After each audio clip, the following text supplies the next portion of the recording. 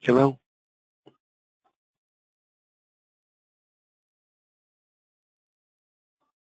Hello?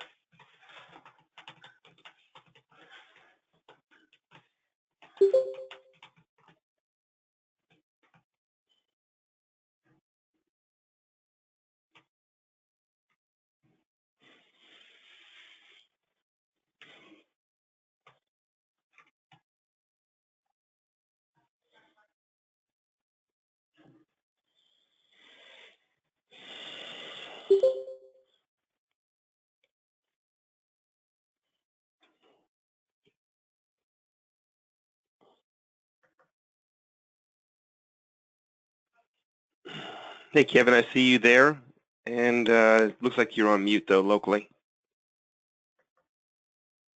Yep, I'm here. Okay, great. How are you? Good. Good. I appreciate you pulling back that last piece. I posted it, and we're going to send out an announcement and remind everyone that the recording is there. Yeah, I don't know what happened there. Like No I said, the change. last few minutes, all of a sudden it said the presenter's having problems. They'll disconnect in 5 minutes, and then I was right in the middle, and boom. But as soon as it said the presenter having problems, that's when it cut out. So all the demo and everything I was doing from that point on wasn't even seen. So Right. Right. So we're, again, we blended that back together and posted it. And we're going to tell everyone how to get access to it now, and then in a minute we'll also send out a link to everyone. Yeah. That's good.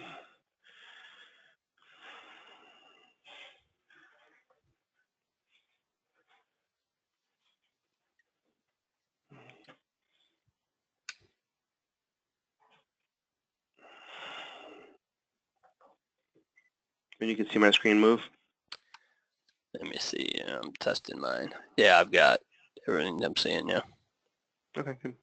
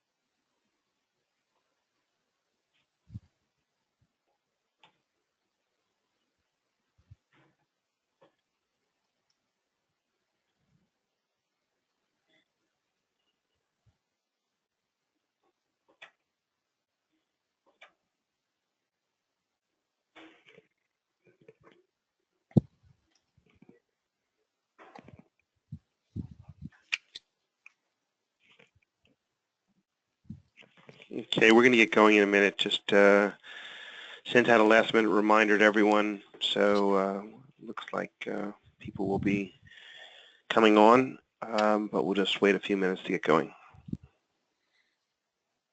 Yeah, after ransomware attack, maybe we should have done the defense one again. What's that? I said after this WannaCry ransomware attack, maybe we should have done the defense one again. Exactly. Since once again, I mean, it's very basic stuff, and it's like, yeah, only 10 plus years we've been telling people not to leave that open, and they still got it open. So yeah. Right. Some of the basics, getting back to basics. It's all the basics. Even the latest threat report from Symantec and Verizon both, 81% of all attacks are still blocked by basic fundamentals of security controls. Yeah.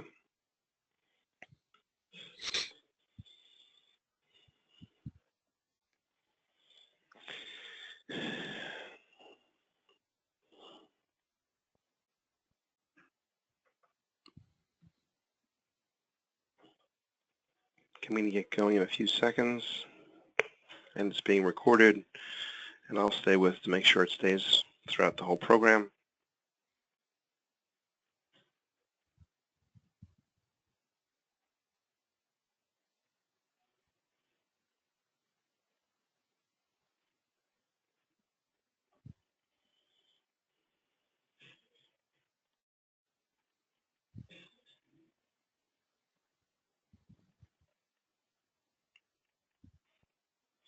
Okay, everyone, it's precisely the top of the hour East Coast time, 1 o'clock, May 15th. Thank you very much for taking your time.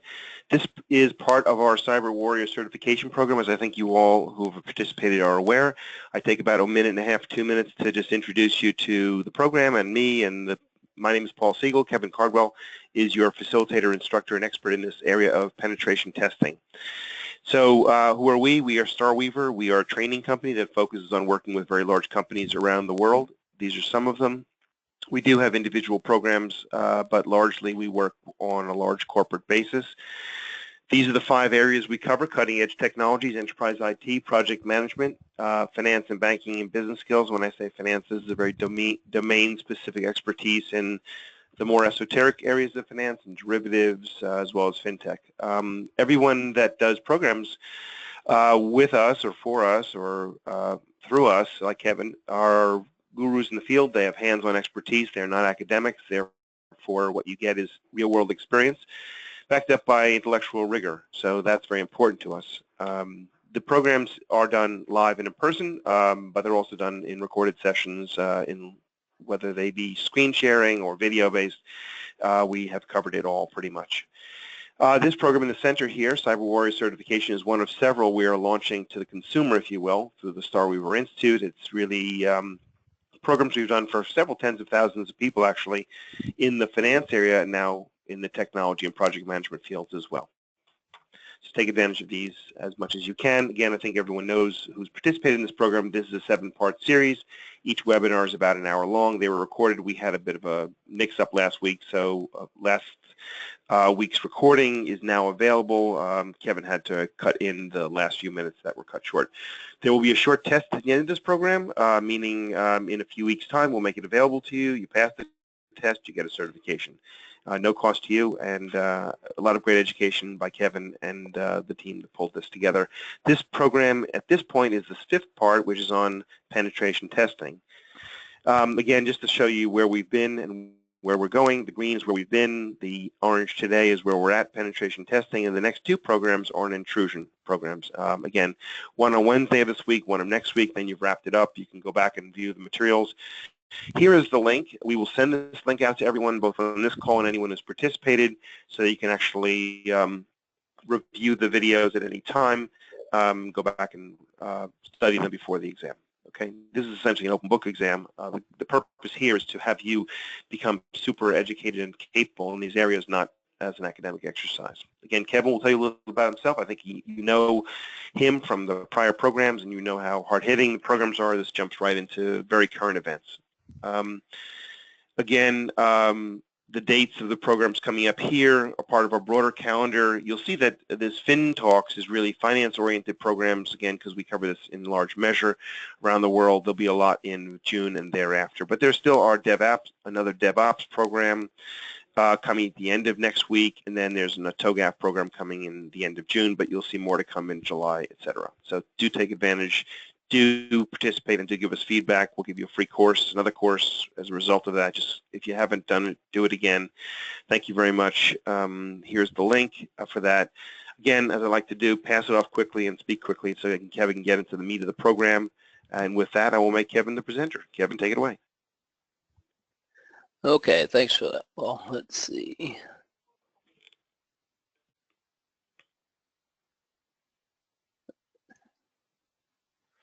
Okay, are you seeing the PowerPoint slide or are you seeing the desktop? Because sometimes we're seeing the desktop.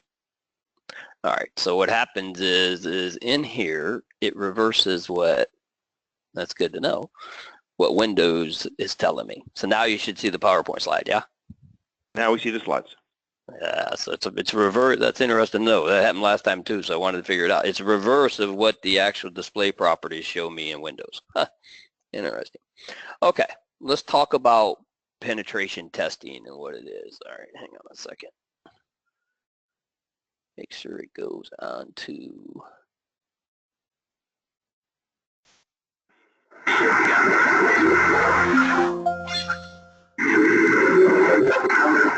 Yes. Yeah.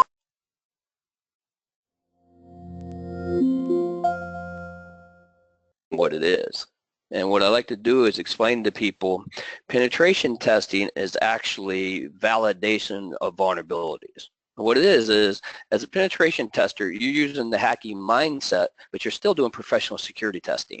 And what you do in professional security testing is you identify a vulnerability or a weakness, and then the validation of it, that one component, otherwise known as exploitation, is penetration testing. Too many people will bring you in to do an engagement and say they want to do a penetration test. This means you're going to validate something. By validation, we mean we're going to exploit it. That means we're going to run code on that system. So if it's an application or a system that's in production, that can break it, specifically in like industrial control systems, supervisory control and data acquisition systems, SCADA systems, those types of things. You don't want people to do a penetration test on that, because if they do that penetration test, they could break it.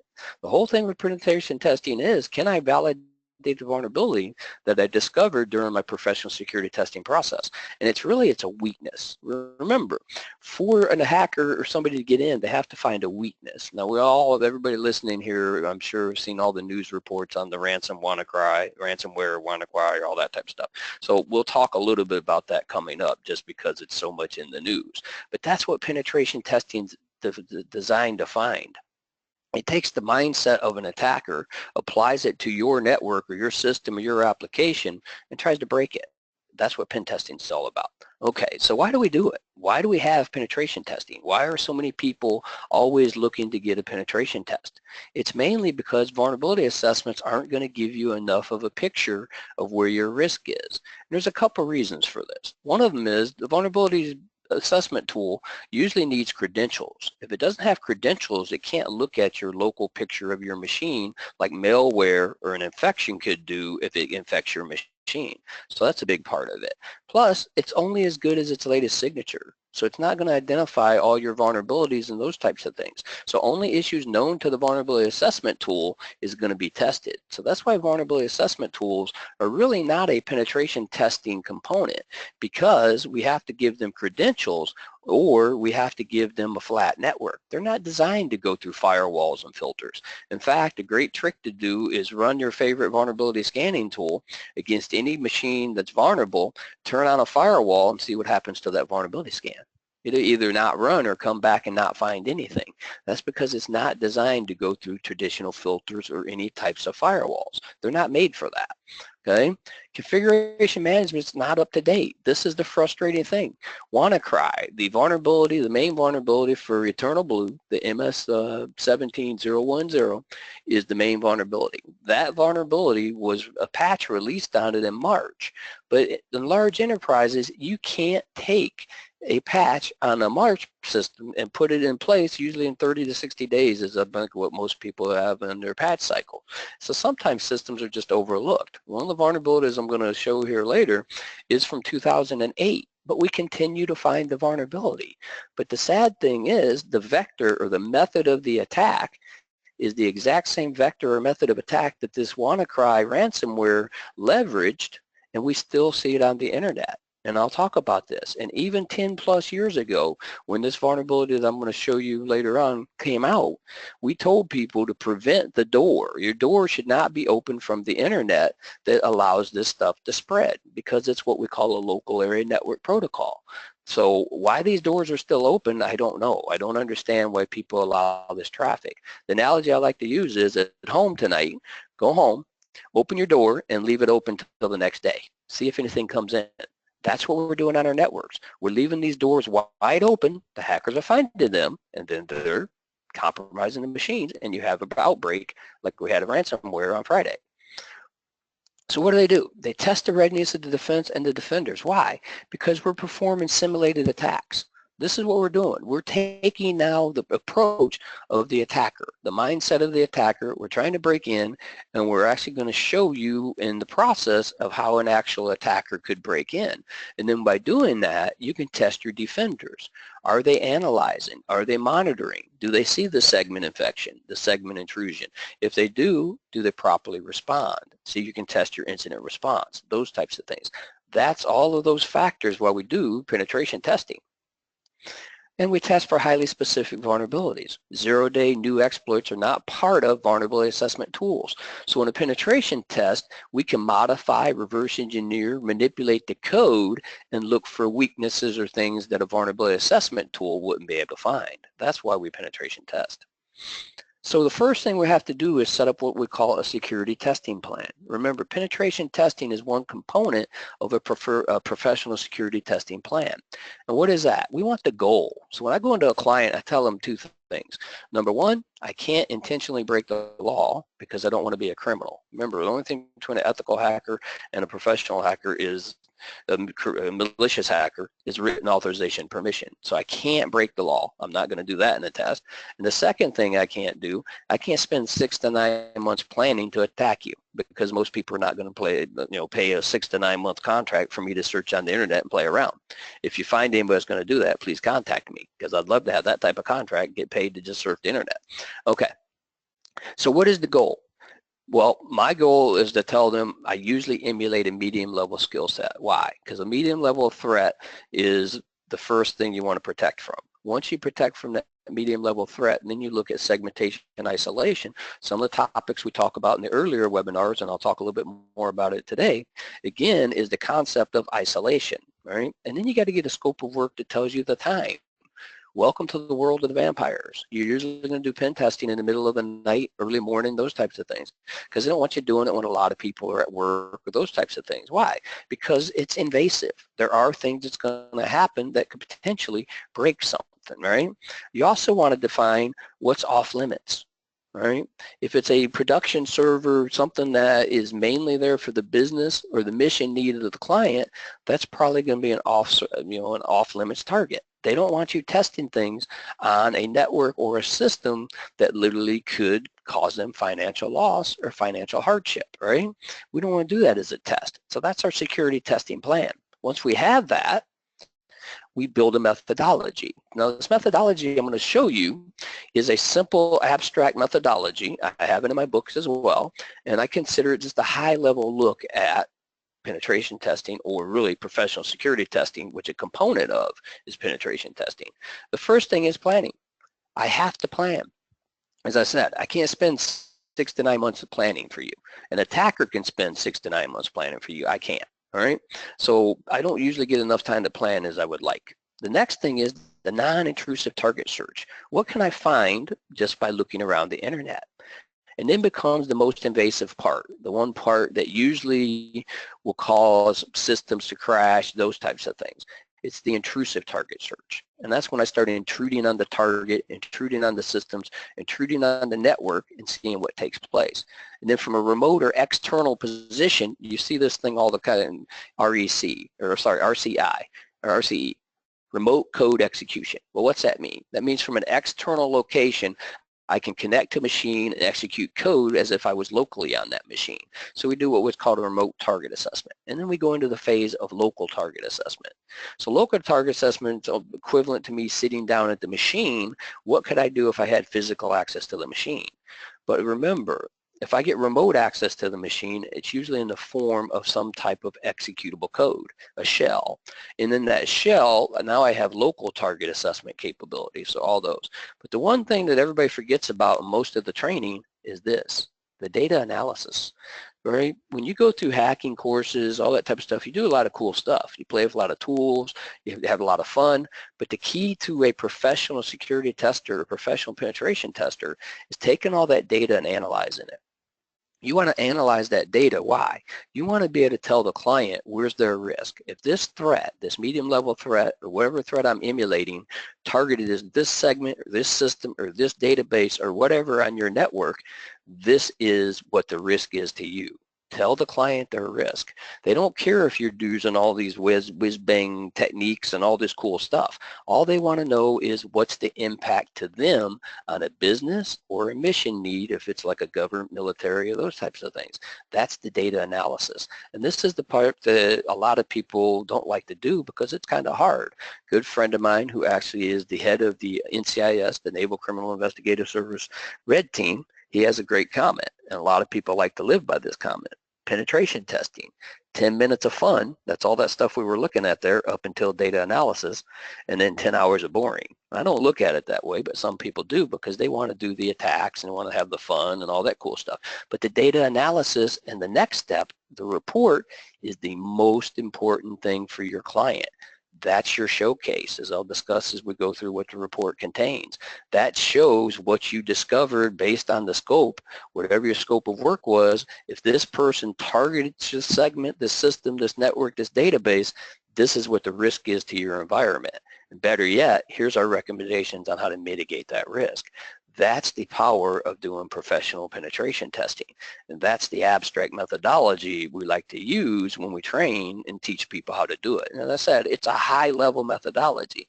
Now, the thing that people kind of are a little bit surprised by is the fact that I've been using this methodology, this same process that you're looking at here on the slide, for the past 25 years.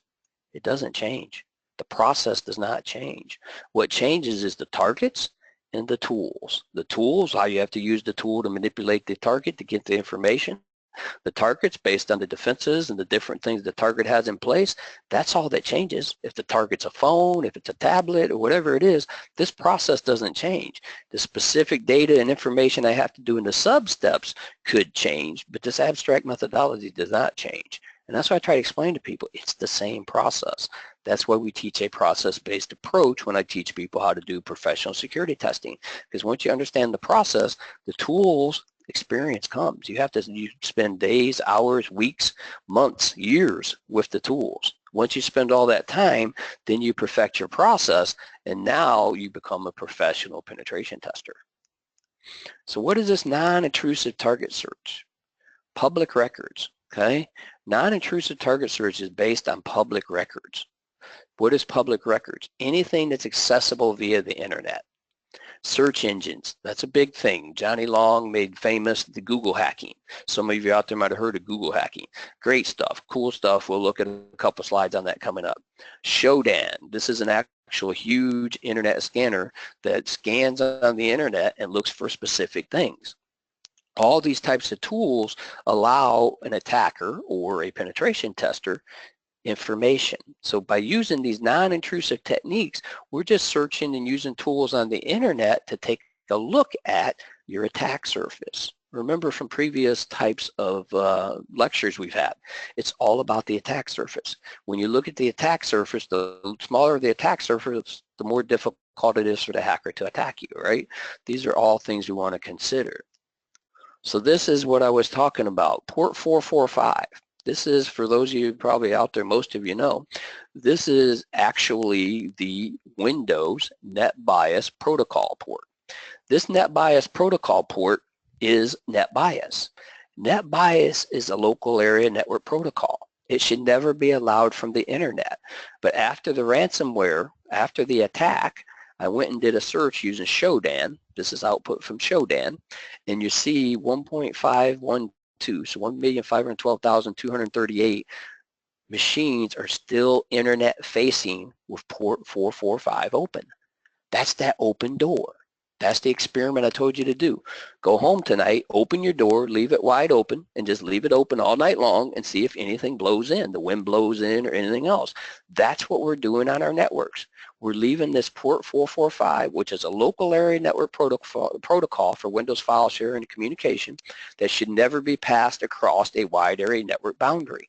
And we're not only leaving it open for the inside, the inbound traffic, ingress filtering, we're leaving it open for the outbound, the egress traffic. And that's how the worm actually spreads. So the user would double click the attachment, click here. We talked about this before as well. Infect the machine, and then the worm spreads by going out and finding 445 anywhere it can find and continue to spread. We shouldn't allow the inbound traffic, number one, the ingress filtering, which almost everybody has ingress filtering, but unfortunately, we see 1.5 million plus are still doing it poorly. Before the attack, this was 3.1 million. So we went down to 1.5 million. So people have got the message and started to do some stuff, which is good. But the other problem is the outbound or the egress traffic, which people don't do a very good job of as well. But that is allowing the actual worm to spread by the outbound traffic. Some of you listening to this might remember one of our famous couple of the worms we had in the early days. Code Red was one of the first ones. And that was all the port 80 proliferation traffic. But the other one was the Slammer worm. And the Slammer worm was SQL. So it attacked the SQL server of Microsoft, but it spread over port 1434 egress outbound. So what happened is the infection came in on 1433. So door 1433 was open for the infection, but the spread was because 1434 was allowed outbound, external. Now, if you remember from some of my previous talks, servers should not be initiating connections. So if you set these up, servers don't initiate connections, those servers can't send traffic out because you don't allow a server to exit any network traffic out of your network. Again, these are covered in the previous types of lectures. And this is the scary thing. So what exactly does port 445 mean open? It means this. So here's one I picked down out of United Arab Emirates. I did take away the IP address information. So when you look at this, one of the keys there is server message block. As I told you, this is the local area network protocol. But look right here, SMB version 1. This is what we're telling people as a mitigation technique for the WannaCry ransomware. Don't have SMB version 1 enabled. Disable it, right? But how about this? Tells you the capabilities of the box. But then the scary thing is right here. Look at how it's got your shares. So just because port 445 is open on the internet, I go and I connect to that port 445 with no authentication, because see how it says here? Authentication disabled. So we got a double whammy. We got port 445 open, no authentication allowed or required, and SMB version 1. Huge, huge problems right here. And then we have their folders. Now the IPC inter-process communication, some of you might have heard of before, that's actually what we call the anonymous null connection. Should never allow anonymous null connections today, but anyway, that's another topic, another time. And then there's the public folder. So they're saying, oh yeah, it's public, but it's shared to the internet on port 445 with no authentication. This is not good. This is why the WannaCry ransomware, all that type of stuff, that's why it spread so fast. 1.5 million today, was 3.1 million. In January, it was 4.2, so it's going down, but that's still 1.5 million, 122,000, that's too many. 1.5 million is too many. We shouldn't have any. This is a protocol that should never be allowed from the internet. All right, moving on. So the Google Hacking Basics. So if you want to find some of this stuff out, you can go to Shodan. You have to register to do those types of queries, but it's free to get most of the data, and then you got to pay if you want to get specific data. But I can go into Google and I can do the same type of thing. I can look for files, different file types, links, cache, end titles. These are the things you should be doing in your organization. If you know you got public-facing machines, hopefully they're only public-facing machines that we've already talked about in the DMZ, demilitarized zone, those types of things, and you got your segmentation set up based on the concepts we've talked about earlier. But if not, go and start running some of these searches and see what you discover, because hackers are going to do that anyway, and that's what professional penetration testing is all about. You can do a lot of this on your own with self-assessment. And we're giving an example here where we take the website Ford.com. So we're using the site. So what we're doing is search for the entire Ford.com domain and look for the word Ford within all the pages. As you see, we got about 11,800 hits that come back. And again, we're just showing you an example. That site could be any domain that you're responsible for, any domain that you're contracted to test. It's the process. And that's what I was explaining. All of this is the process. So from here, after we do the non-intrusive target search, we get all our data. We collect all that data and we move to our next phase. And our next phase is intrusive target search. Remember, this is when we start sending things into the network, into the traffic. The most common thing of this is called scanning. So we have a scanning methodology. So the first thing we look at is live systems. We got to find targets. If you remember for the last part of the previous webinar, I showed you how to find live targets using the Nmap tool. The network mapping tool Nmap is great for looking for things in a quick manner because it's very fast. And we use -SP, or in the newer ones, -lowercase sn. The -lowercase s is for scan. The uppercase P says do a ping sweep. That will discover live systems for our target. Once we have live systems, we want to look at the attack surface. And again, this is from the previous webinar, but we'll cover it again. We're looking for the ports. We need a port that's open. If a door is closed, I can go up to it, but if it's locked, I'm not getting in the door. That's why we have to do good ingress filtering. If we close our port 445 from the internet, then the ransomware doesn't come in. Our users double click and might spread to somebody else depending on our egress filtering, but at least it's not coming in from the outside world. We still have the dangers of the users clicking, but again, we control that with segmentation isolation, as we've already discussed. Okay, open ports is SS, which is called a SYN or a half open scan, and then -lowercase s again is scan. Uppercase T is for a connect scan. And this is different methods of connecting to the port and extracting information. Once we have that, we need to know what's running on that door. So I can go up to the door, but what do I have to do to get through the door? We do that with what's called a services scan. All right. With the services scan, we identify what's there in the door and what we have to do to get out of it. And we do this with a -lowercase s for scan and uppercase V. Enumeration. And the enumeration scan is, okay, remember how we just saw that public folder shared where you could see it from the internet? That's the types of things we look for in the enumeration step.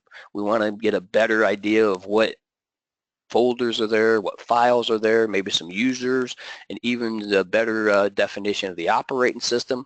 These are all these different types of things we want to do, right? This is the process. And then we got -uppercase A is that for what we call the all or the everything scan. Intrusive searching, we have a lot of data.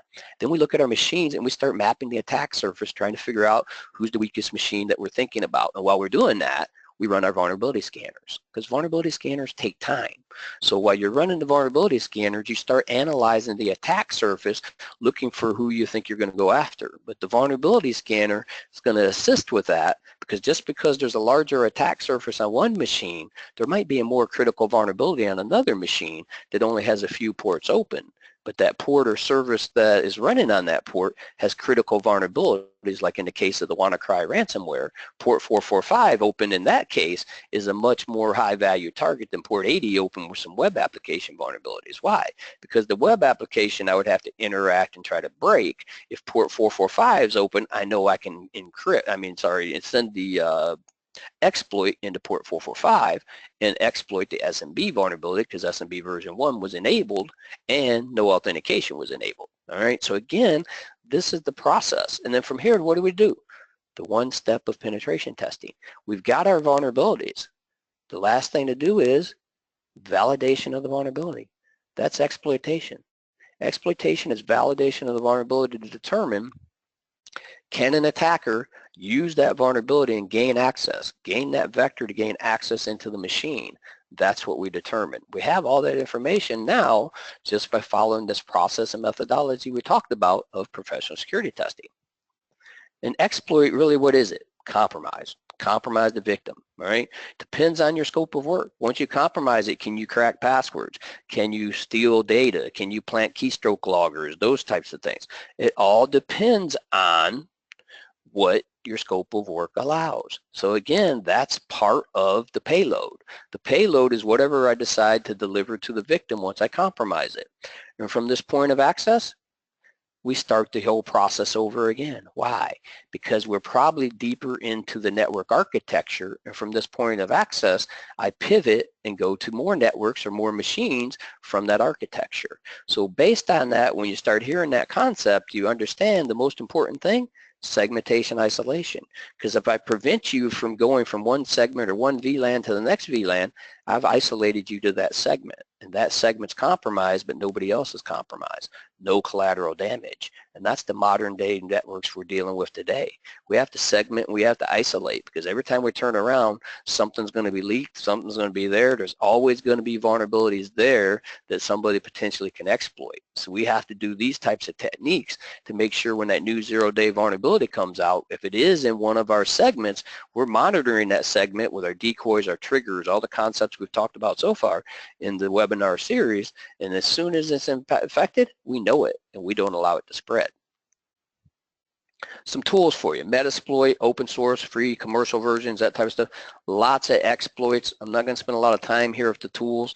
You can research this. There's a lot of them. Canvas is another one, another commercial tool. And then Core Impact's high-end tool. You got Saint. You have a lot of different exploit tools, exploit frameworks.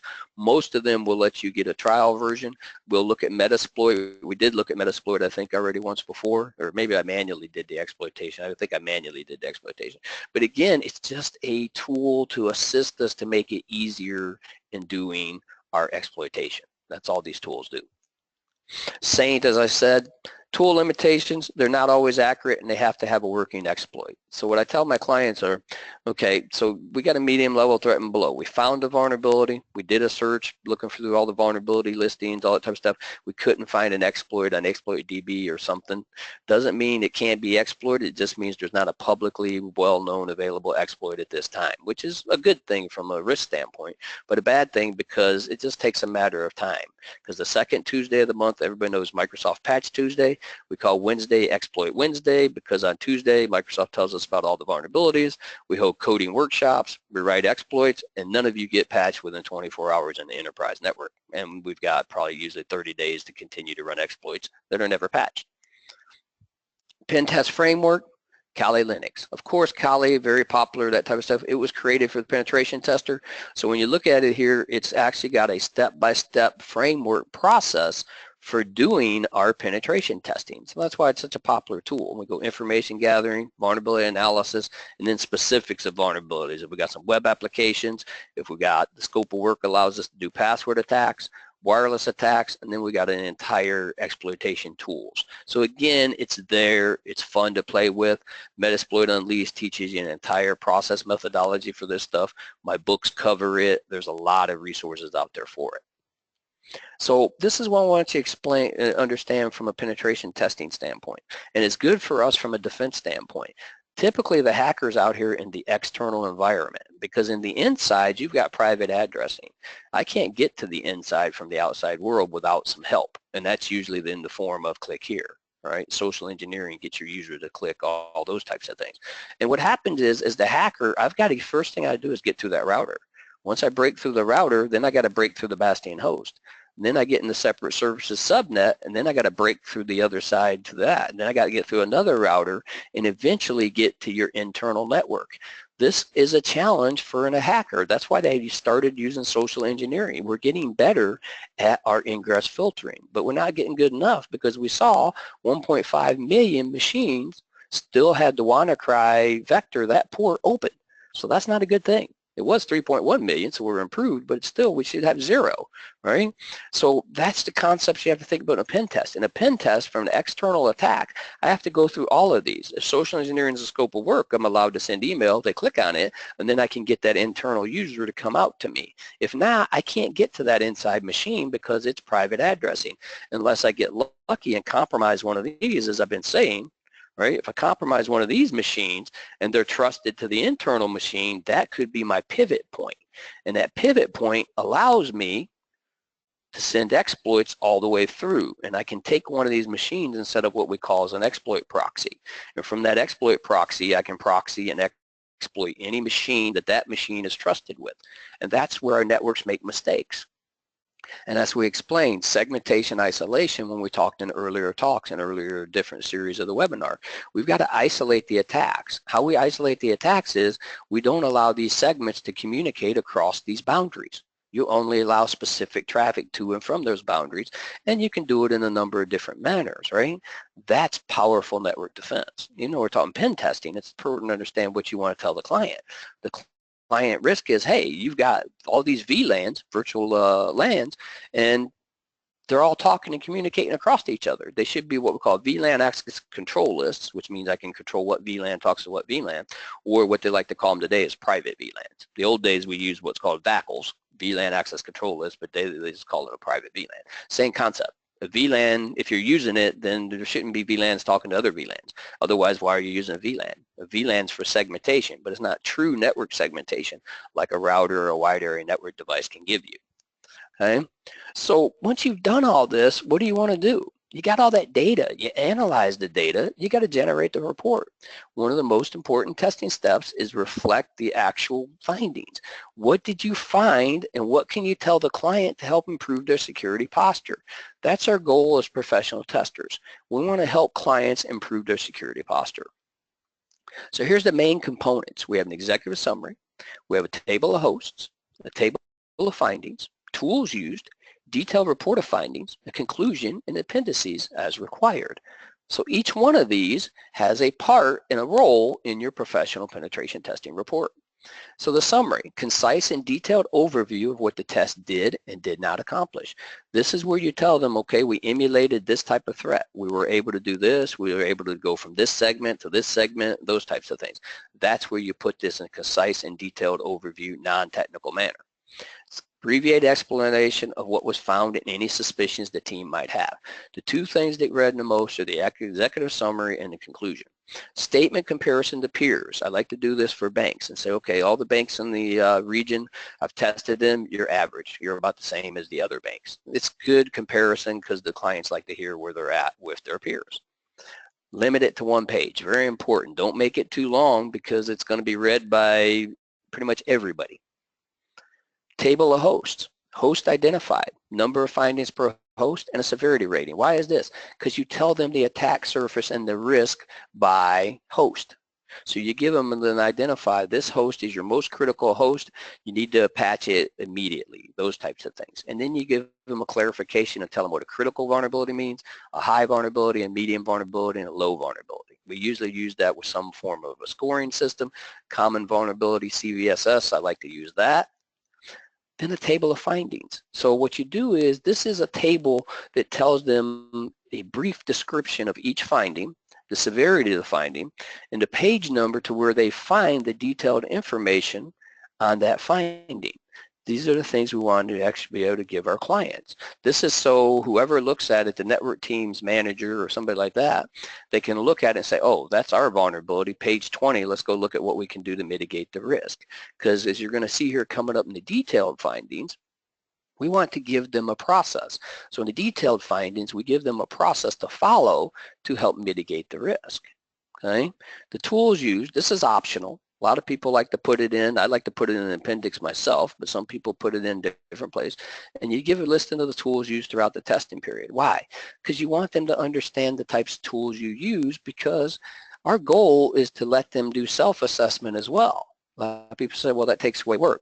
Trust me, when you're, especially with latest and other like that, you get more work than you can handle. So it's okay to let them do self-assessments because they always, usually for PCI, DSS, other compliance, they have to get a check in the box from somewhere outside the environment as well. All right.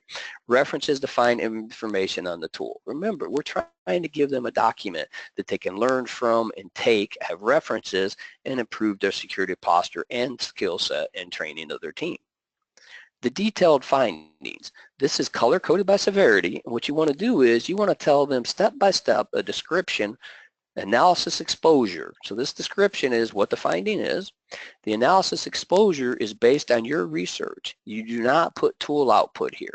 You analyze the exposure based on their network diagram, their network segments, all the familiarity you have with their network. You analyze it and you discover where their weaknesses are. That's the analysis of exposure. And then finally, you do the recommendation. Now, you do not in the recommendation tell them, don't do this. They might have to do it. It might be a business need. It might be a mission need. That's their decision to make. As a tester, we tell them this finding means you have this risk. If you do this, we recommend you mitigate the risk this way. One of the ways to mitigate the risk is to not do it or turn it off. But also you can do X, Y, Z, network segmentation, multi-factor authentication, those types of things.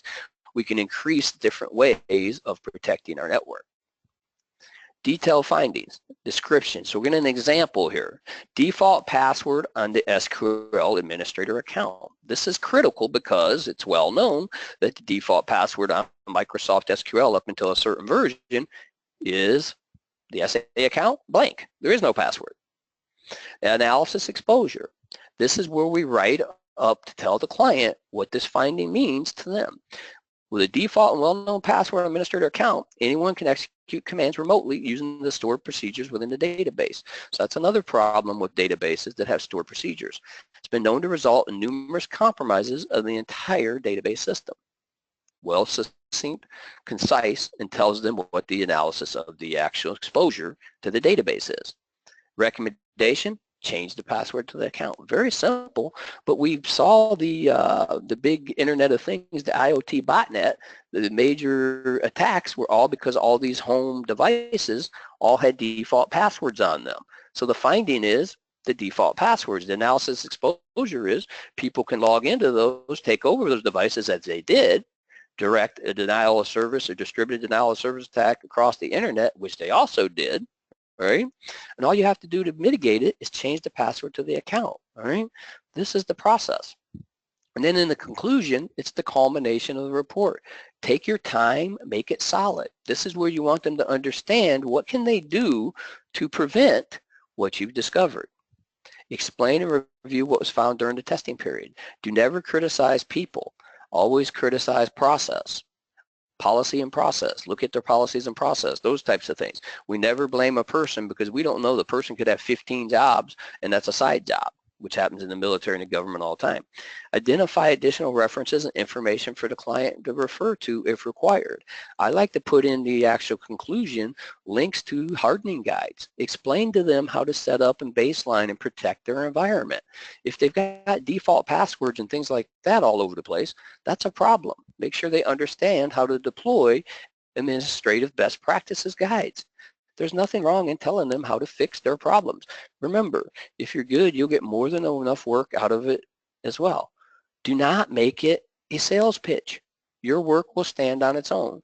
Never sit there and say, oh yeah, we can do this for you, or give them the hard sell tactic when you go to an outbrief or a presentation about the information. Never do that for a client. They don't need that.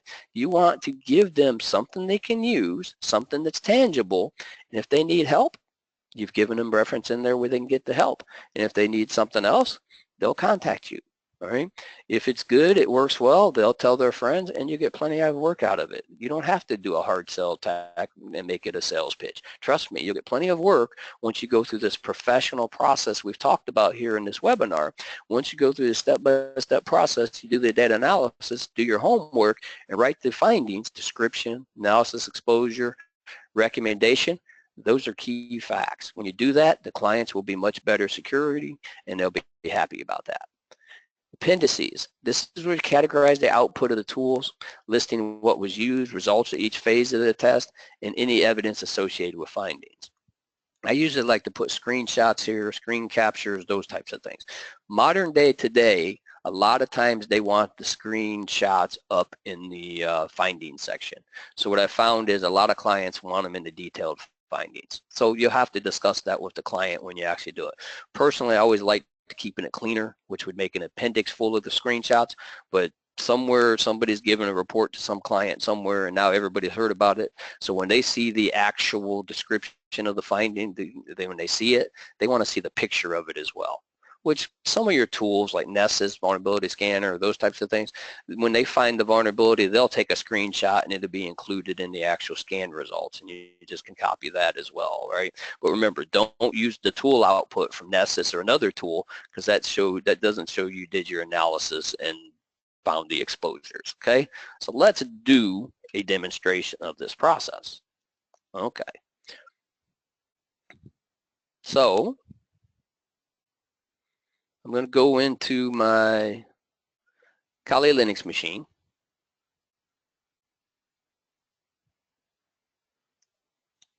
I'm going to log in. And we'll let it come up here. I've set up just a simple target to do the show how it's actually done, the actual description, those types of things.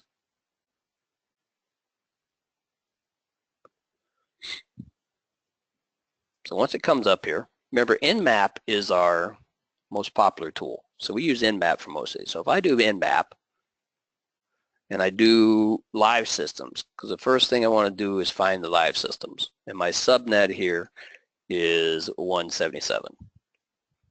And I just do that. This will come back and tell me the live systems on the network. Now I know 1, 2, and 254 are VMware. As you see here, I'm in a VMware Workstation Pro. And so I know the first three, these 1, 2, 254, these three are not targets. They're my hosts. So I got one target, I either got 102 or I got 114. Well, one of these is the Kali Linux itself. So if I do if config ETH0, I see 102 is Kali Linux, right?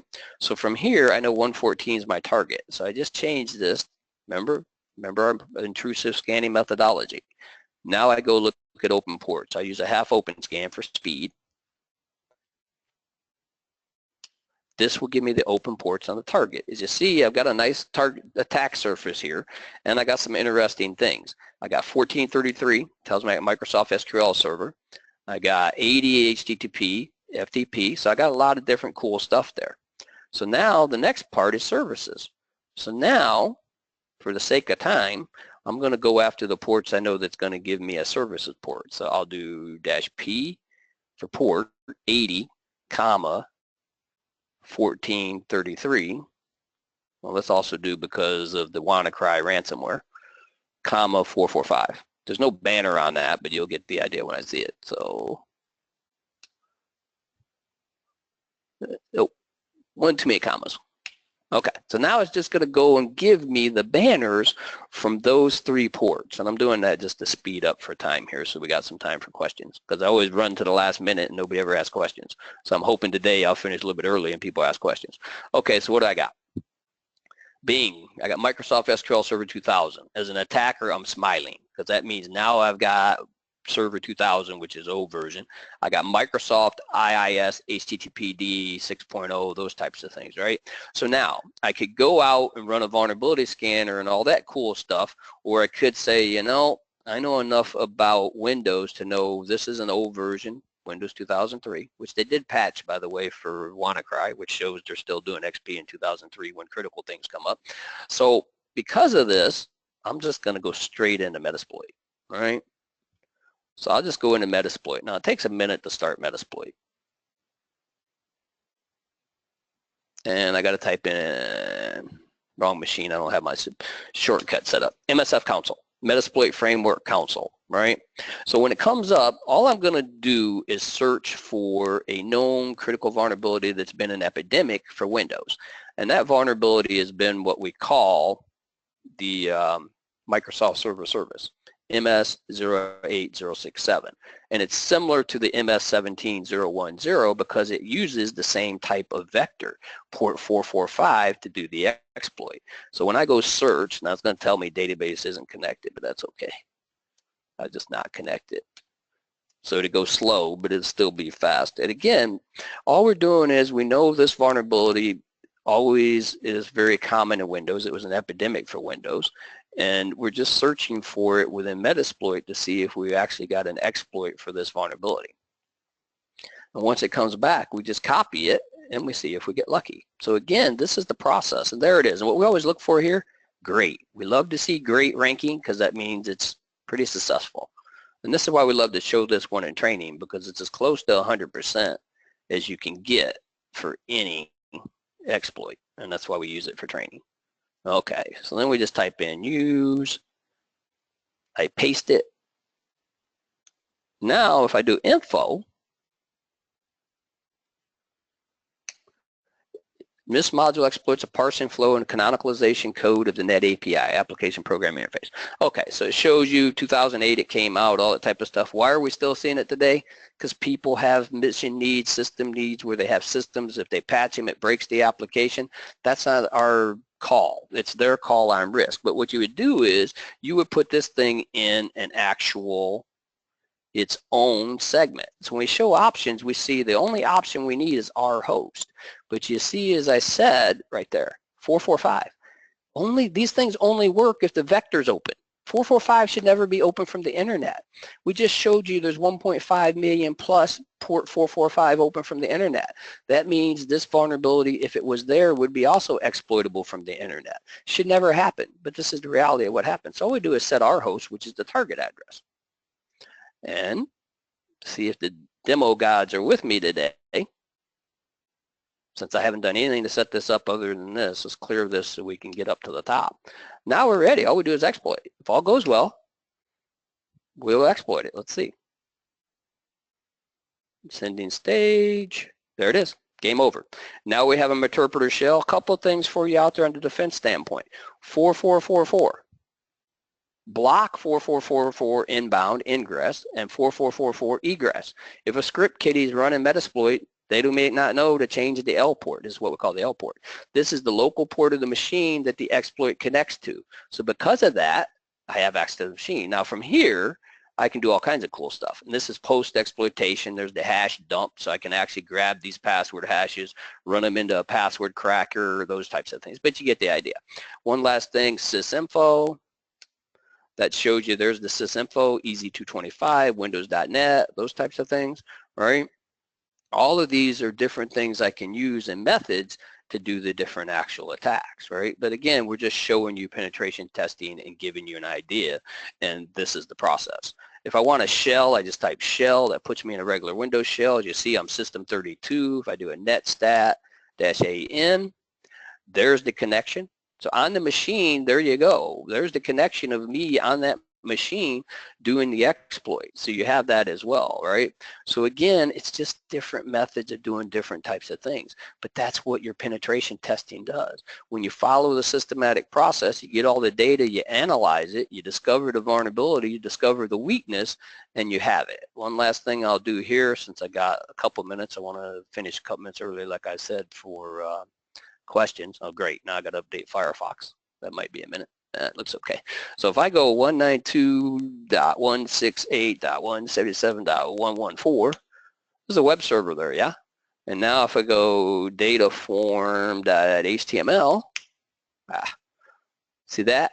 I made an error and I got the generic IIS6 web page. That tells me they're not following any best practices of protections. And now I'm smiling because I find this dataform.html looks like a front-end database type thing. So we use single quote or 1 = 1 -- that's our classic SQL injection. And I dumped the entire credit card database. I just compromised all those credit cards of these people here if it was a real live environment. And that's just the process, and that's the methodology and the techniques. So when we do pen testing, we just follow it, identify the weakness, and we test it. And it's a systematic process. A lot of people say, well, we blocked that. Great. But in pen testing, we test it to make sure you do block it. So if you block this, then we try something else. Instead of 1 = 1, we try string ABC equals string ABC. There's a lot of different things. 90 is greater than 80. There's a lot of different ways to set up a Boolean expression. And then from here, we can do add users and all kinds of cool stuff because of all the stored procedures. But that is saved for another time. So that brings me to the questions. I'll turn it back over to Paul, and I'll put this up for you as he takes back over. And there's the links. Contact me on LinkedIn. Feel free. You check out csiswat.com. I've started building, Wayne Burke and my friend and I, we started building custom platforms. You can order them there. And there's the books and more information about my advanced pen testing course with EC Council Center for Advanced Security Training and my Udemy course and my Pluralsight course. And with that, let's get some questions in. Paul, take over. Thanks, Kevin. Thanks, Kevin. That's a great program. Very, very detailed and very, very current. I see several people. We'll wait a few minutes to see if we can get some questions going. Please don't feel that any question might be, one that's beneath the instructor or beneath anyone in the audience. No question. The only question, as they say, is the one you don't. The only silly question is the one you don't ask. So, ask questions. This is complicated stuff, as Kevin has cut through a lot in a very short period of time. It's obviously very hard to make you an expert in a period of time like this, but the idea is to start the path and get yourself on the road to this kind of depth of knowledge. So if you have questions now, definitely chat them on the side. I think that's the best way to approach it. Again, what we're thinking about doing is opening this up to a discussion group afterwards, just for open questions like this, to enable Kevin to directly connect with you and answer questions, but we'll see what we do about that. You can always send them into helpdesk@starweaver.com, or obviously to any of Kevin's contact information presented here. So why don't I wait 2 minutes? Wait till 5 minutes until if we don't have any questions, and we'll wrap it up. And it seems like we successfully recorded the event today, thankfully. One thing to add on that, Paul, if I can just real quick. The big thing is as soon as you get done here, go check with your network team and make sure you block port 445 from the internet. At least start there with your inbound. Make sure you don't allow any 445 from the internet. So at least that'll start getting some of those 1.5 million ports that are open, those doors closed. Okay, great point. So with that, without any questions being posted, again, please do, you'll see the Vimeo links that I've posted on the right in the chat box for the priors. You'll get an email that reminds you as well.